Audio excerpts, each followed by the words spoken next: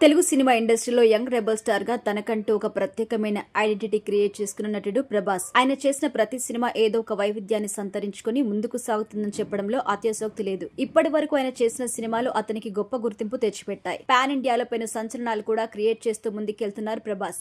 ఇక యావత్ Indian cinema ఇండస్ట్రీలో ఎవరికి లేనటువంటి గొప్ప గుర్తింపును సంపాదించుకున్న నటుడు కూడా తానే కావడం విశేషం. ఆయన సినిమాలు హిట్ ఫ్లాప్ తో సంబంధం లేకుండా భారీ రికార్డ్స్ కొల్లగొడుతూ ముందుకు సాగుతూ ఉంటాయి. ఇప్పటి వరకు ఆయన ఫ్లాప్ సినిమాలకి కలెక్షన్స్ అయితే వస్తున్నాయి. ఒకప్పుడు తెలుగు సినిమా ఇండస్ట్రీలో తనకంటూ మంచి గుర్తింపు సంపాదించుకున్న నటుడు మోహన్ బాబు తన విలక్షణమైన నటనతో ప్రేక్షకులందరినీ కట్టిపడేసేవాడు. ఒకప్పుడు ఆయన నుంచి సినిమా వస్తుందంటే ప్రేక్షకుల్లో మంచి బజ్ అయితే ఉండేది. ఆయన నట వారసులుగా ఇండస్ట్రీలోకి ఎంట్రీ ఇచ్చిన మంచు విష్ణు, మంచు మనోజ్ లాంటి హీరో సైతం విజయాలు అందుకోవడానికి తీవ్రమైన ప్రయత్నం చేస్తున్నారు. ఇక మంచు మనోజ్ క్యారెక్టర్ ఆర్టిస్ట్ గా స్థిరపడుతున్న నేపథ్యంలో మంచు విష్ణు మాత్రం హీరోగా రాణించాలనే తీవ్ర ప్రయత్నంలో బిజీగా ఉన్నారు.